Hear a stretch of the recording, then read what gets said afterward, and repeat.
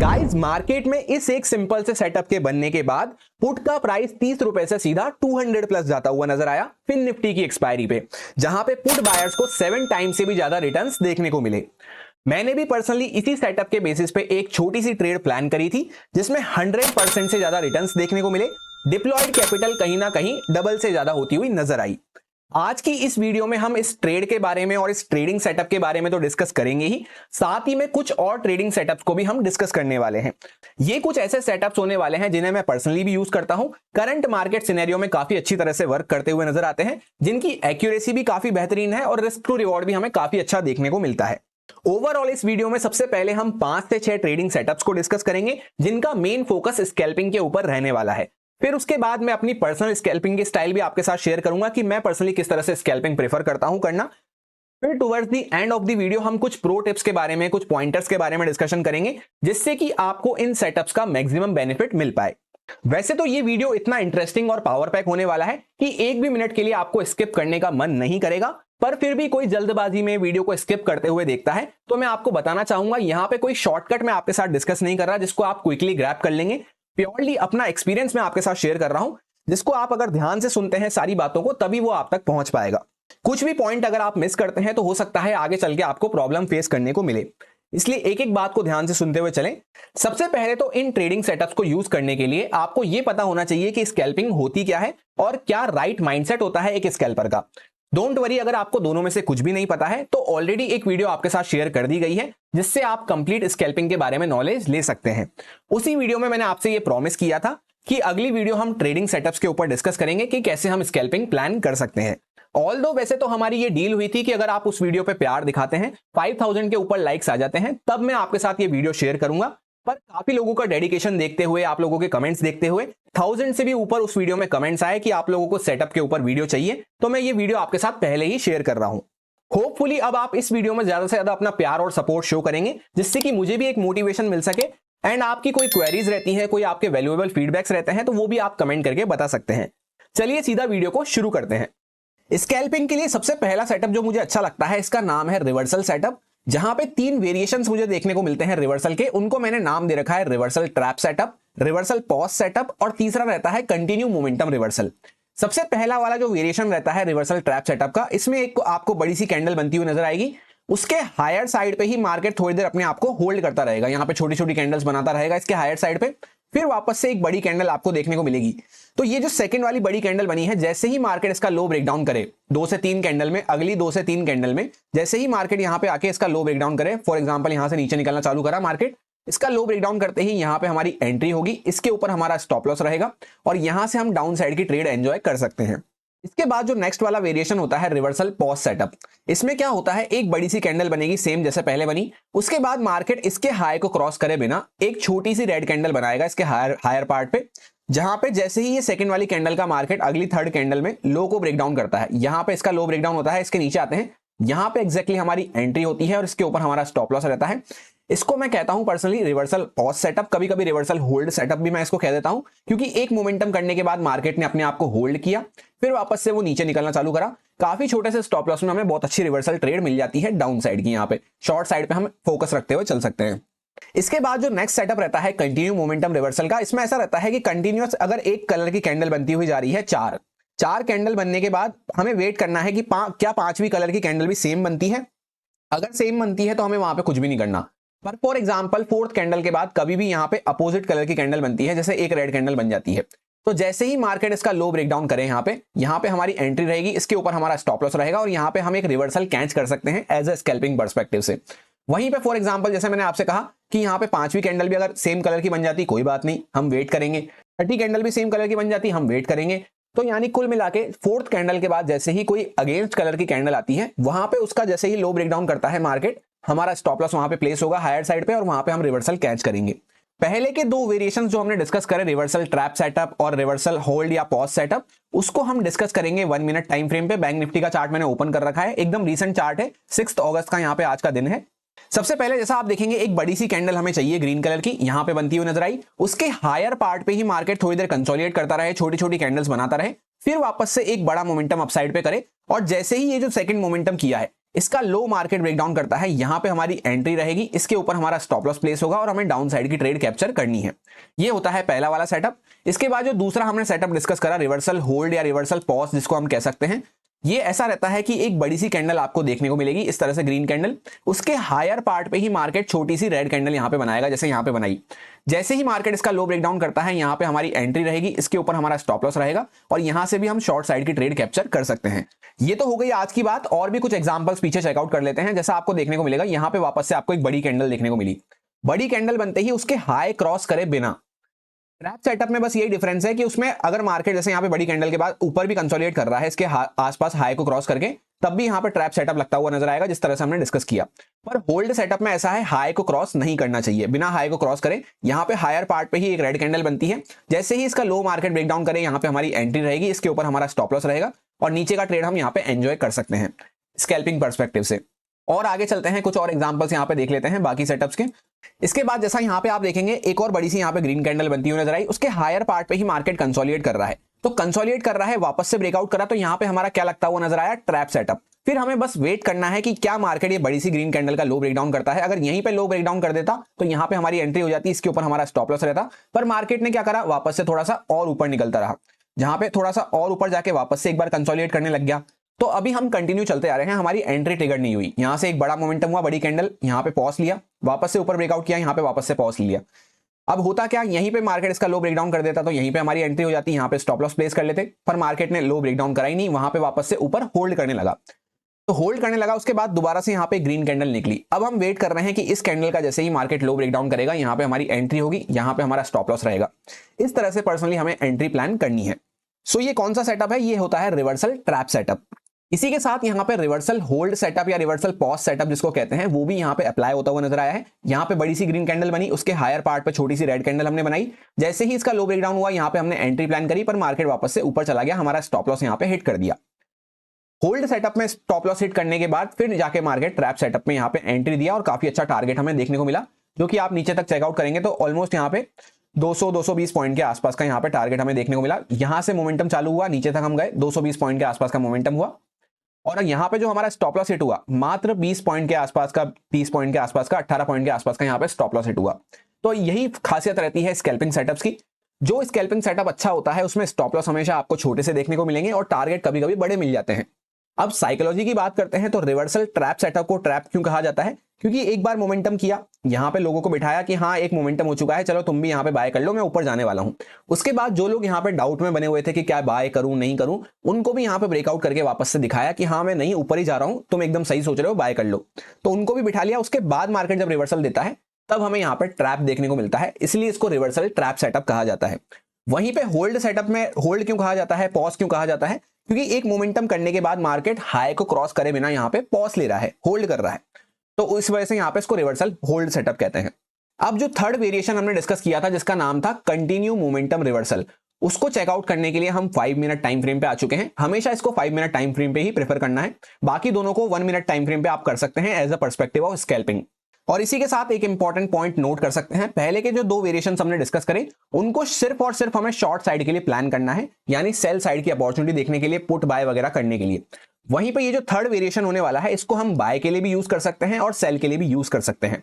कैसे कर सकते हैं, सबसे पहले आपको देखना है 4 back to back same colour की कैंडल कहां पे बनती हुई जा रही है, चाहे वो रेड हो सकती है चाहे वो ग्रीन हो सकती है। जैसे यहां पे आपको क्या देखने को मिला, रेड कलर की बैक टू बैक 4 कैंडल्स बनती हुई नजर आई।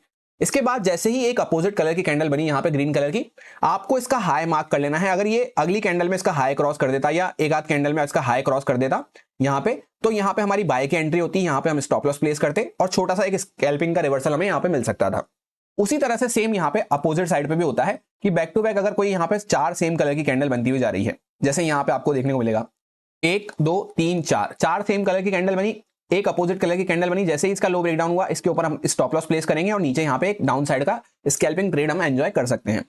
वहीं पे यहाँ पे देख सकते हैं 1 2 3 4 सेम कलर की कैंडल बनी, यहाँ पे एक इस तरह से यहाँ पे मार्केट ने एक अपोजिट कलर की कैंडल बनाई, यहाँ पे हमारा स्टॉप लॉस हिट होता हुआ नजर आ रहा है। वापस से आप चेकआउट करेंगे 1 2 3 4 सेम कलर की कैंडल बनाई, उसके बाद एक अपोजिट कलर की कैंडल, जैसे इसके नीचे आए तो यहाँ पे एक स्कैल्पिंग का मोमेंटम हमें डाउन साइड पे देखने को मिला।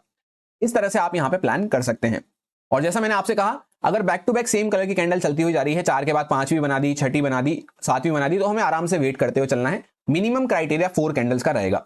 जैसे यहाँ पे आप देखेंगे 1 2 3 4 5 6 7 8, जैसे ही मार्केट ने यहाँ पे 7-8 कैंडल बना दी, 4 कैंडल्स के ऊपर निकल गए हम। अब हमें वेट करना है सिर्फ एक अपोजिट कलर कैंडल का। तो जो यहाँ पे बनती हुई नजर आई अपोजिट कलर कैंडल, जैसे ही इसके हाई के ऊपर हम निकले, यहाँ पे हमें करना है बाय और नीचे रखना है इसके स्टॉप लॉस, और यहाँ पे हम बाय साइड का एक छोटा सा स्कैल्पिंग मोमेंटम कैप्चर कर सकते हैं। इसी तरह से आपको पीछे भी मल्टीपल कई एग्जांपल्स देखने को मिल जाएंगे। जैसे यहाँ पे आप चेकआउट कर सकते हैं 1 2 3 4, 4 से ज्यादा कैंडल्स बन गई। उसके बाद वेट करेंगे अपोजिट कलर कैंडल का, जैसे ही इसका लो ब्रेकडाउन हुआ, इसके ऊपर स्टॉप लॉस प्लेस करेंगे और यहाँ पे डाउन साइड का काफी अच्छा मोमेंटम हमें देखने को मिला। अब इसके बाद जो नेक्स्ट सेटअप होने वाला है, इसका नाम मैंने पर्सनली रख रखा है DOEO सेटअप। इसके अकॉर्डिंग मैं कई बार स्कैल्पिंग ट्रेड प्लान करता हूं। फुल फॉर्म इसकी रहती है डिपेंड ऑन ईच अदर, यानी कि जो दो मेन हमारे इंडेक्स होते हैं जिनका हम साथ में एनालिसिस करते हैं डेली एनालिसिस वाली वीडियो में, जो रहते हैं निफ्टी 50 और बैंक निफ्टी। ये दोनों इंडेक्स ऐसे हैं जो आपस में कहीं ना कहीं इंटरलिंक रहते हैं। अगर ये साथ में सिंक्रोनाइज होके नहीं चल रहे हैं, सिंक होके नहीं चल रहे हैं, तो वहां पे हमें एक अपॉर्चुनिटी देखने को मिलती है प्राइस मोमेंटम की।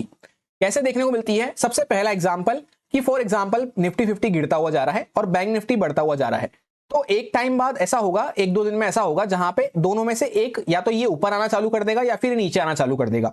सबसे पहला पॉइंट तो ये हो गया। इसके बाद सेकंड पॉइंट क्या होता है कि फॉर एग्जांपल दोनों पर्टिकुलर किसी अपने रेजिस्टेंस के आसपास आए हुए हैं। ये है अपना निफ्टी 50, ये है अपना बैंक निफ्टी। इसने कर दिया इसका ब्रेकआउट, तो ये निफ्टी 50 अब वेट करता है बैंक निफ्टी का कि वो भी अगर साथ में ब्रेकआउट कर देगा तो दोनों में हमें काफी अच्छा मूव देखने को मिलेगा। पर वहीं पे क्या होता है, for example bank Nifty breakout नहीं कर पाता, ये यहीं पे रेजिस्टेंस लेके और फॉल करना चालू कर देता है, तो इसका ब्रेकआउट भी हमें फेल होता हुआ नजर आएगा।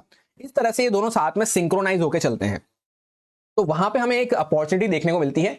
कैसे मिलती है, कैसे एंट्री प्लान करते हैं, वो सब अभी हम प्रैक्टिकल चार्ट पे चल के डिस्कस करेंगे।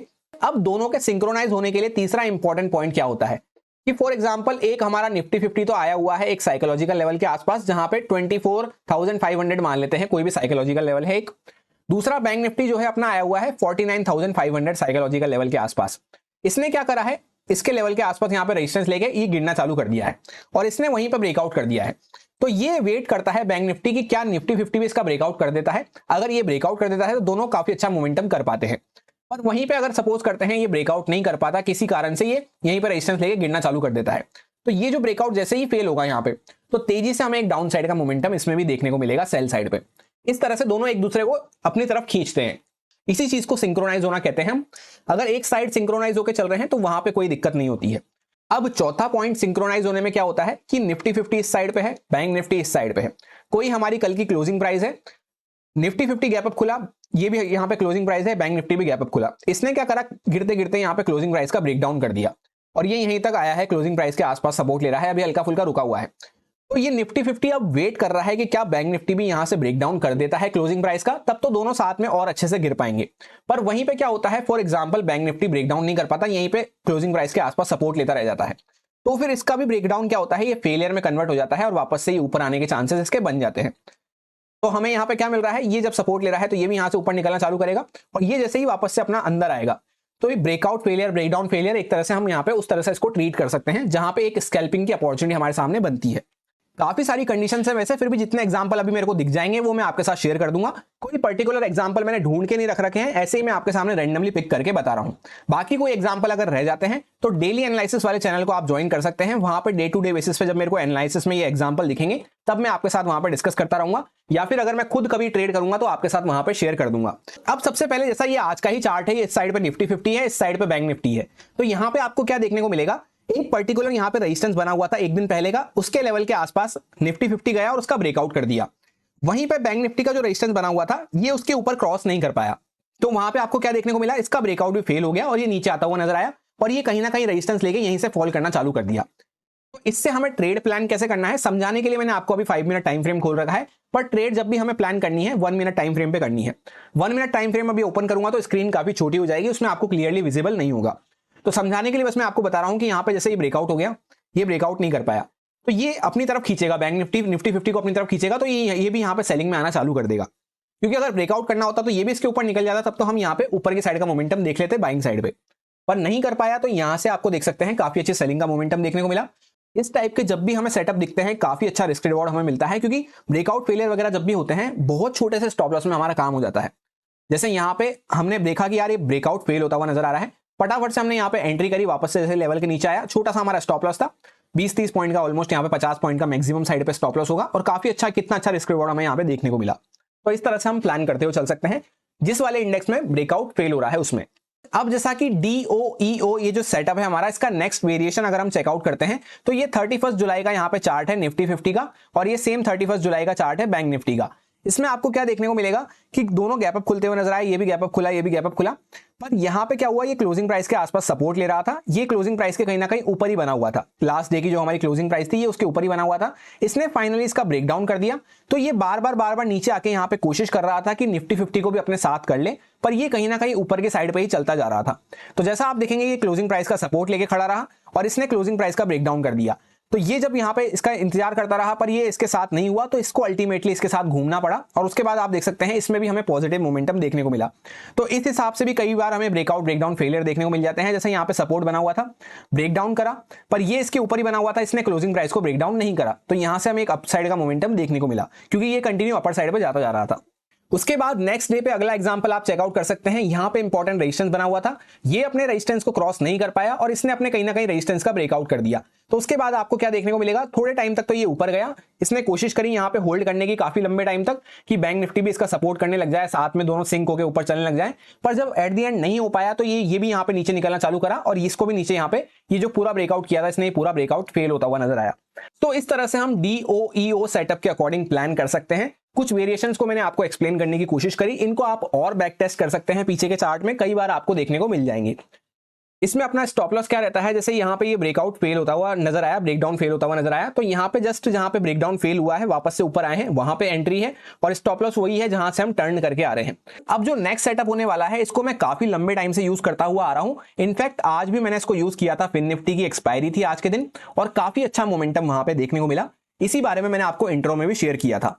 पुट का प्राइस जो था वह सीधा 30 रुपए से 210 के आसपास जाता हुआ नजर आया इस सेटअप के बनने के बाद, जहां पे मेरी जो पर्सनल एंट्री थी वो 51 के आसपास थी, जिसको मैंने 110 के आसपास एग्जिट कर दिया था। ऑलमोस्ट 100% से भी ज्यादा मुझे यहाँ पे रिटर्न्स देखने को मिले।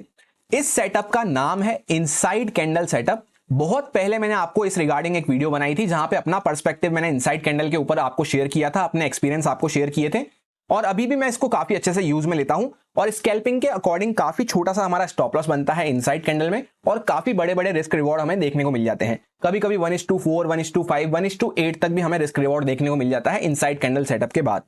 जिन लोगों को पता नहीं है इनसाइड कैंडल क्या होती है, उनके लिए एक बार डिस्कस कर लेते हैं। सबसे पहले तो एक कोई बड़ी कैंडल बने, किसी भी साइज की कैंडल बने, कोई से भी कलर की बने, उसके अंदर में एक और कैंडल बन जाए, जहां पे जो ये रिसेंटली जो कैंडल बनी है इसने ना पिछली कैंडल का हाई क्रॉस किया हो ना लो क्रॉस किया हो, तो यहां पे ये प्रॉपर हमारा एक पॉज का काम करती है। पॉज का काम क्यों करती है, क्योंकि जो पिछले कैंडल में जो बड़ी वाली कैंडल थी उसमें जो भी बायर्स आए जो भी सेलर्स आए, ना तो बायर्स के स्टॉप लॉस अभी तक मार्केट ने टारगेट करे, ना तो सेलर्स के स्टॉप लॉस मार्केट ने टारगेट किए। तो जिस भी साइड पर निकल के एक साइड के पार्टी के स्टॉप लॉस ये टारगेट करना चालू करती है, तो उसी साइड पे हमें एक बड़ा सा मोमेंटम देखने को मिलता है और दूसरी साइड हमारी स्टॉप लॉस हो जाती है। जैसे फॉर एग्जांपल यहां से अगली कैंडल इसके ऊपर निकलना चालू करती है, तो नीचे की साइड पे हमें यहाँ पे स्टॉप लॉस अपना प्लेस करना है, छोटा सा हमारा स्टॉप लॉस बनता है, और कभी कभी यहां से काफी बड़े टारगेट्स हमें देखने को मिल जाते हैं 1:5, 1:8 के आसपास तक भी। अब इनसाइड कैंडल का प्रैक्टिकल एग्जांपल आपसे शो करने के लिए आज का मैं आपको एग्जांपल दिखाने वाला हूं, एकदम रीसेंट एग्जांपल है। काफी सालों से मैं इस सेटअप को यूज कर रहा हूं और आज के दिन भी मैंने इस सेटअप को यूज किया है। जैसा आप देखेंगे ये फिन निफ्टी का चार्ट है, 6 अगस्त 2024 का आज दिन है जहां पे फिन निफ्टी की एक्सपायरी थी। एक्सपायरी पे क्या हुआ, मार्केट सबसे पहले तो गैप अप खुला, जैसा आप देख सकते हैं गैप अप खुला, फर्स्ट टिक के साथ थोड़ा सा ऊपर गया, उसके बाद कंटिन्यू सेलिंग में बना रहा, इंपॉर्टेंट सपोर्ट के आसपास आके मार्केट यहाँ पे होल्ड करने लगा, और जैसे ही यहाँ पे प्रॉपर आपको देखने को मिलेगा इस लेवल के आसपास एग्जैक्टली यहाँ पे इनसाइड कैंडल बनती हुई नजर आई। एक बार मैं जूम करके आपको दिखा देता हूं, जैसे आप यहाँ पे देखेंगे प्रॉपर एक इनसाइड कैंडल बनती हुई नजर आई, उसके अंदर में अगली कैंडल भी उसके अंदर में ही क्लोज करती हुई नजर आई। तो ये जो मेजर वाली कैंडल है, बड़ी वाली कैंडल जिसके अंदर में हमने क्लोज किया अगले टाइम, तो इसके ना तो बायर्स के स्टॉप लॉस मार्केट ने टारगेट करे हैं अभी तक, ना सेलर्स के स्टॉप लॉस टारगेट करे हैं। उसके बाद जैसे ही मार्केट यहाँ पे इसको ब्रेक डाउन करना चालू करता है, ये जो बड़ी सी कैंडल बनना चालू हुई, इसी के बनते बनते जैसे ही शुरू हुई यहाँ पे, यहीं पे मैंने अपनी एंट्री प्लान करी थी। स्टॉप लॉस मेरा एग्जैक्टली इसके ऊपर था, छोटा सा स्टॉप लॉस था, यहाँ पे आप देख सकते हैं कितने कम पॉइंट्स का स्टॉप लॉस था। इसके ऊपर मेरा स्टॉप लॉस था 30 पॉइंट का मात्र स्टॉप लॉस, और यहां तक का टारगेट मेरे आंखों के सामने था, 167 के आसपास का मुझे पॉइंट्स का टारगेट देखने को मिला। उसके बाद ये हल्का सा रिवर्स होने लगा, जब ये कैंडल यहाँ पे आप देख सकते हैं विक बना के ऊपर रिवर्स होने लगी, तब यहाँ पे मैंने एग्जिट कर दिया था। तो ऑलमोस्ट 150 पॉइंट के आसपास मैंने कैप्चर किए, वो भी कुछ ही मिनट्स के अंदर में। ऑलमोस्ट 10 से 12 मिनट के अंदर में ये ट्रेड मेरी पूरी कंप्लीट हो चुकी थी। तो इस तरह से आप इसको स्कैल्पिंग में यूज ले सकते हैं। अब जैसा कि ये वो फिन निफ्टी के पुट का चार्ट है जिसमें मैंने एंट्री प्लान करी थी, 22,700 का पुट था, 1 मिनट टाइम फ्रेम पे मैंने ओपन कर रखा है जिससे कि एक एक कैंडल को हम डिस्कस कर सकें। सबसे पहले तो ये देख सकते हैं आपकी 30 के लेवल के आसपास से 210 के आसपास ये पुट जाता हुआ नजर आया, 7 टाइम्स ये होता हुआ नजर आया उस इनसाइड कैंडल के ब्रेकडाउन के बाद, जिसको हमने फिन निफ्टी के चार्ट पे डिस्कस किया।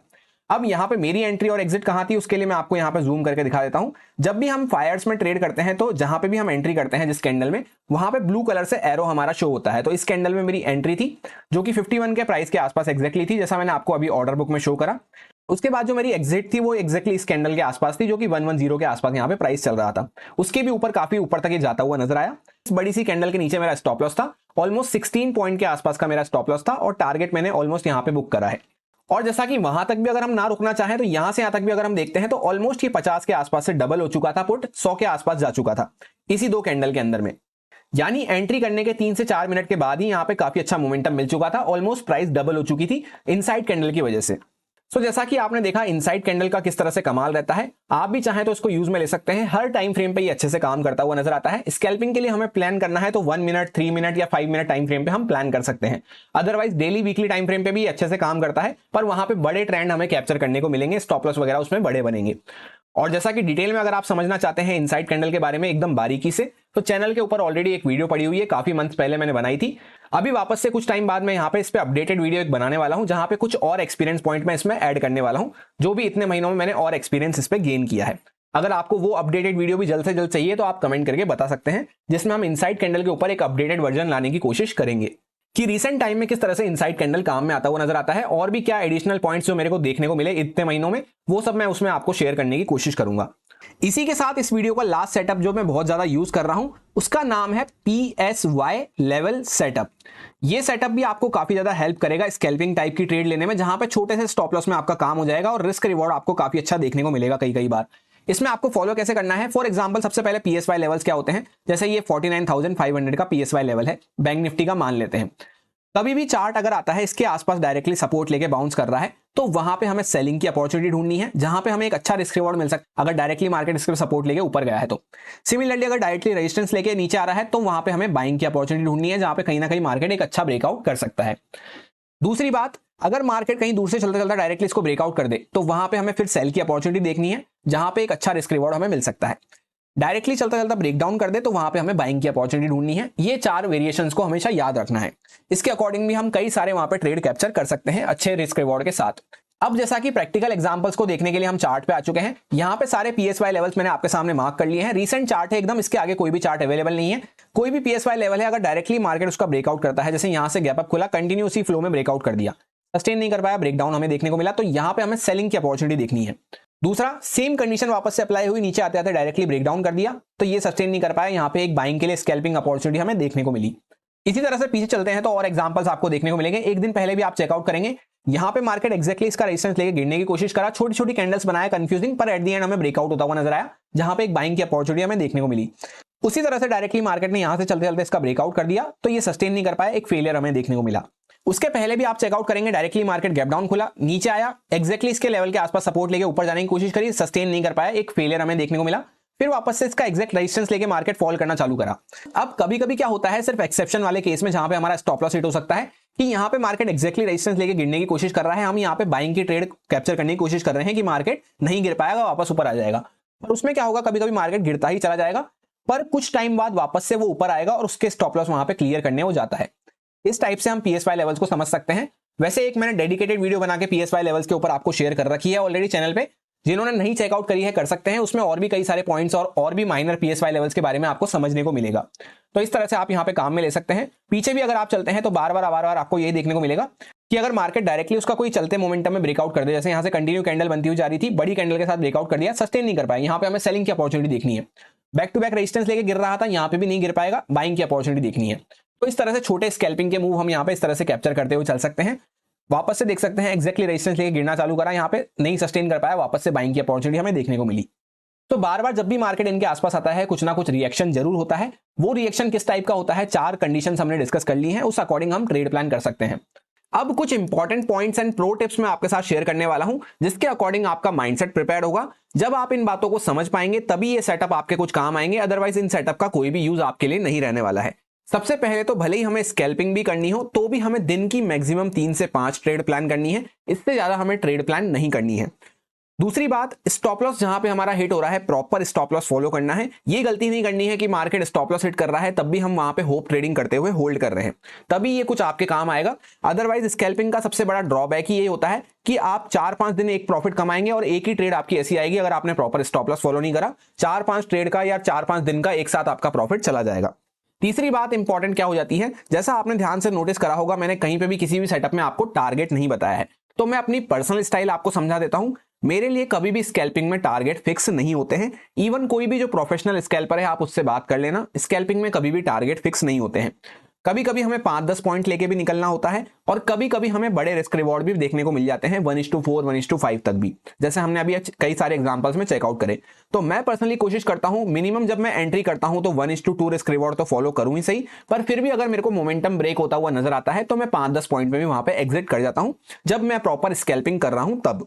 पर इसका ये मतलब बिल्कुल भी नहीं है कि अगर मार्केट मेरा स्टॉप लॉस हिट नहीं कर रहा, वहीं पे थोड़ा सा रुका हुआ है, तो मैं वहां पे अननेसेसरी ट्रेड को छोड़ के भाग जाऊंगा। जब तक स्टॉप लॉस हिट नहीं हो रहा, हमें ट्रेड में बने रहना है, कोशिश करना है कि मैक्सिमम जितना प्रॉफिट हम ले सकें। क्योंकि कभी कभी क्या होता है, एक आध बड़ी ट्रेड आपको अगर मिल जाएगी तो आने वाली कई सारी ट्रेड आपकी सेफ हो जाएगी। जहां पे एक बड़ा मोमेंटम अगर आप स्कैल्पिंग में कैप्चर कर लेंगे तो कई सारे आगे का लॉस आपका सेफ हो जाएगा, अगर आपका स्टॉप लॉस जाता है तो भी। इसी के साथ जाते जाते एक लास्ट प्रो टिप मेरी आपके लिए यही है कि सेटअप के पीछे तो पूरी दुनिया पागल है, मैक्सिमम लोग सेटअप के पीछे भागते हैं, पर सेटअप उन्हीं के काम करते हैं जो सेटअप के साथ अपना माइंडसेट प्रिपेयर करके काम करते हैं। माइंडसेट का मतलब क्या है, रिस्क मैनेजमेंट भी फॉलो करते हैं, प्रॉपर स्टॉप लॉसेस भी फॉलो करते हैं। और तीसरी इंपॉर्टेंट बात कि जैसे मैंने आपको कोई सेटअप शेयर करा, डायरेक्टली कल के दिन आप मार्केट में जाएंगे और इसको यूज करना चालू कर देंगे, ऐसा बिल्कुल भी नहीं करना है। एक स्मार्ट तरीका वो होता है कि 20 से 30 दिन का डेटा आप पहले का बैक टेस्ट कर लें, जिससे कि आपको समझ में आ जाए कि किस तरह से ये सेटअप काम आता हुआ नजर आता है, कहां कहां पे स्टॉप लॉस हुए, क्यों स्टॉप लॉस हुए, कैसे स्टॉप लॉस दिखते हैं, वो सब आप ट्रैक कर लें। उसके बाद 1 से 2 वीक इसको लाइव मार्केट में ट्रैक करें, फिर जाके आपको सही लगते हैं सेटअप, आपको यूज करना आ रहा है, आपको उन पर कॉन्फिडेंस आ रहा है, तब आप छोटी सी कैपिटल से उनको ट्राई करना चालू कर सकते हैं। अब एक एडिशनल क्लिप मैं आपके लिए वीडियो में ऐड कर दूंगा, जहां पे आज नेक्स्ट डे है हमारा 7 अगस्त का, जहां पे बैंक निफ्टी की एक्सपायरी हमें देखने को मिल रही है। अभी मार्केट क्लोजिंग टाइम के आसपास आ चुका है, 2:30 के आसपास का यहाँ पे टाइम हो रहा है, जहां पे आप देख सकते हैं जो सेटअप हमने डिस्कस करे एग्जैक्टली उन्हीं सेटअप को फॉलो करते हुए यहाँ पे मैंने एक ट्रेड पिक करी है, जहां पे प्रीमियम आप देखेंगे तो 30 रुपए का प्रीमियम यहाँ पे ऑलमोस्ट 120 के आसपास 4 टाइम्स होता हुआ नजर आया है।